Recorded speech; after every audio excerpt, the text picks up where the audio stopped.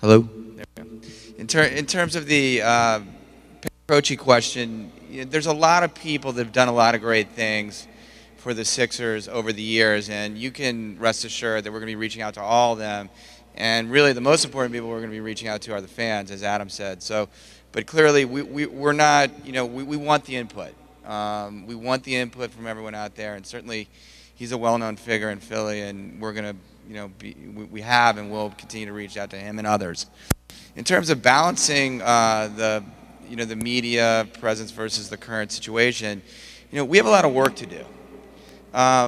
We need to make a lot of positive changes, improve the fan experience. As Adam said, we're changing tickets around, and we're going to be making news and doing that. And so we're going to get right to work. And I think we need to develop an open relationship with the fans and the media so that you all understand what we're doing. And so the fact that the external situation could be a little tougher than we would like, that's not something we can control. But what we can control is what we do. And so we're busy at work. Months before this press release, when it was clear that we had a shot of getting this done, and as you know, we signed this deal in early July.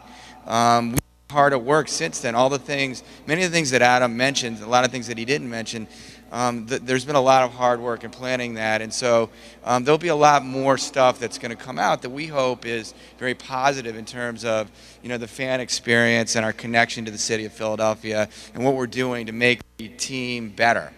And we're going to put that out as we finalize it. To touch on something that you said. You will live in New York. People in Philadelphia are different than other people around the country. They like to see somebody who is one of them. Right. So you will not live here. You will live in New York. I mean, that's a question. And for Adam, for the season ticket holders, the people that have suffered for many years until Doug came, and my family has been one of them. You are reducing prices for a lot of seats that basically weren't sold. Will you help the season ticket holders who have had tickets in the lower bowl between the baselines with any kind of price adjustment? Right, well, first of all, I thought about playing a joke on my wife who's sitting there and saying that we're going to move to Philly, but I don't know that I'd be allowed back for dinner, so I think I'll skip that. No, we will live in New York. But New York is an hour and 10 train minute away, and you can expect to see my smiling face at many of the games. And I think all the owners that are doing this, and we'll be down here also with the management working on the team. And for all the owners that are doing this as well, they're doing it because they want to be involved in this. It's not just a financial investment. It's in essence going to be my night job, if you will. Adam, you want to take the other one? And I think one of the reasons I'm here is because I am going to live in Philadelphia. And I am used to having to answer the phone from Josh and his partners over the years. So we will have a big local presence, even if Josh is 65 minutes away on the Acela. Indeed, of the 15 members of our ownership group, 4 are native Philadelphians, and 6 more are graduates of Penn. One of the reasons we're here at the Palestra on the Penn campus, reminiscent of their collegiate days. On the issue of the long-suffering season ticket holder, which is, I think, the way you described it, I think it's just simplest to say this. Remember Jerry Ford in 1974 when he took the oath? Well, I think we can say to you, the days of the suffering season ticket holder are in your past, not in your future. We're going to give you a much better show, and we're going to try to put an exciting winning basketball team on the court. With respect to pricing, I also said that we weren't going to be selling the Sixers on the basis of price, that we were going to be selling the experience that we offer, and we're going to try to marry ticket prices to demand. And those seats that are in highest demand will be more expensive, and those seats that are in lowest demand will be less expensive.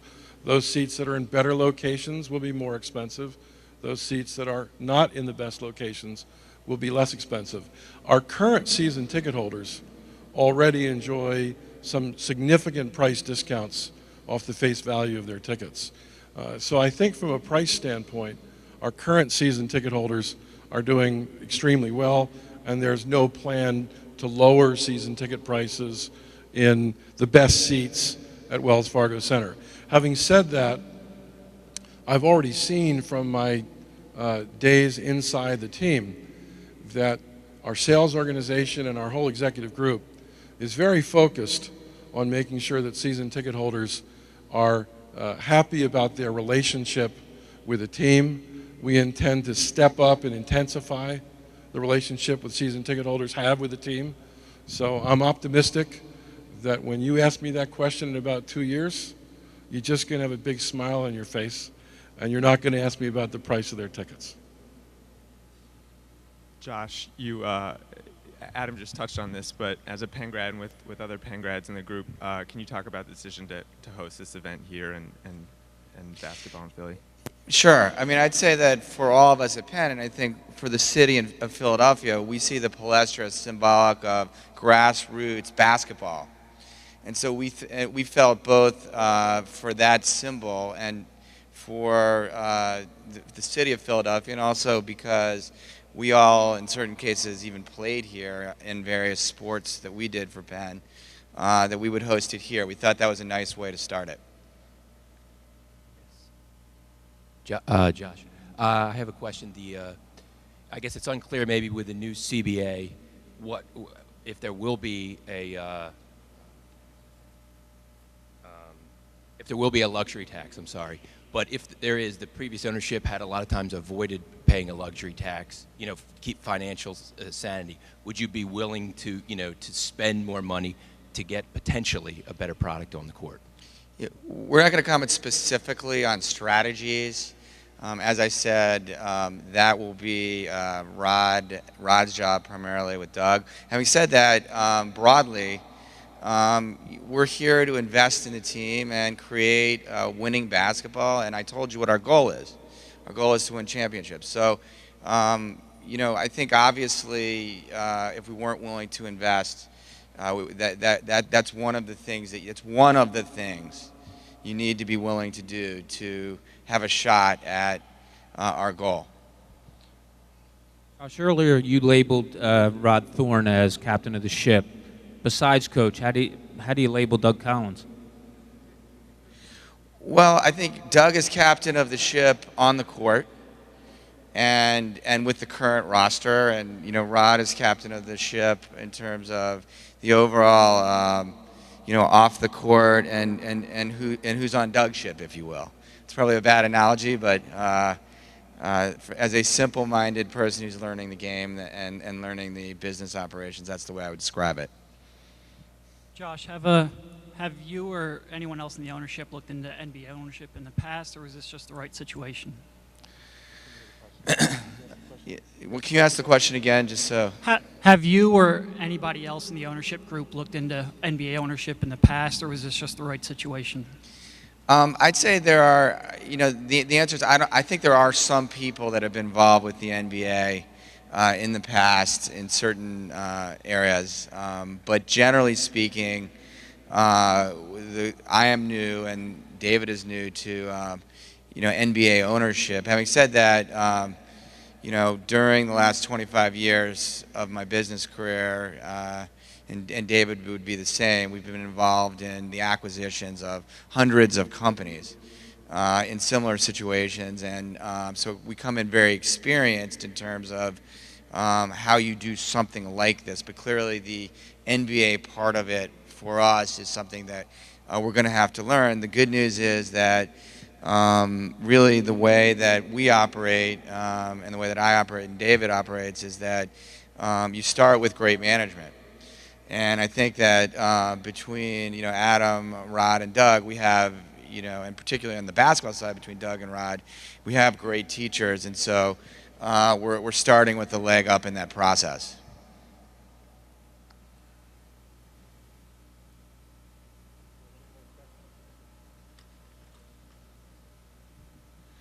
Josh, I'm just curious because it seems like in business, away from sports, you can be rational and make rational decisions. And yet in sports, people seem to let emotions somehow get involved. And especially in this town, people watching that are even more emotional back.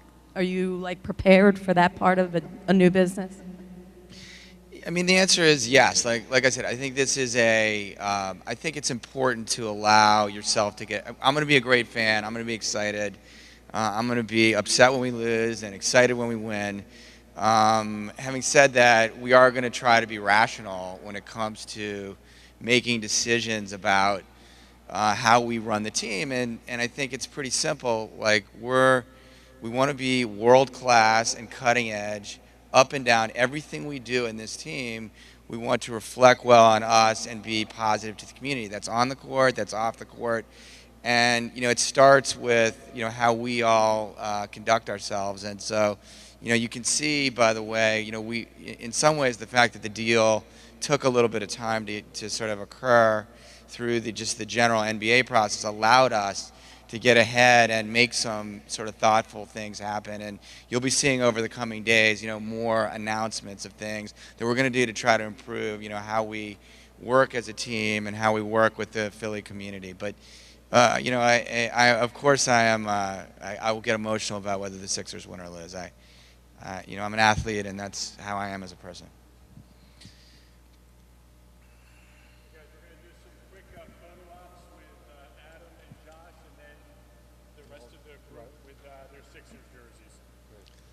Thank you.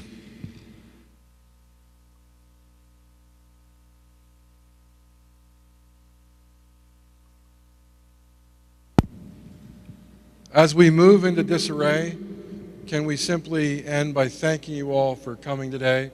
We will be available for individual questioning after the more formal part of this press conference concludes. Thank you, everybody.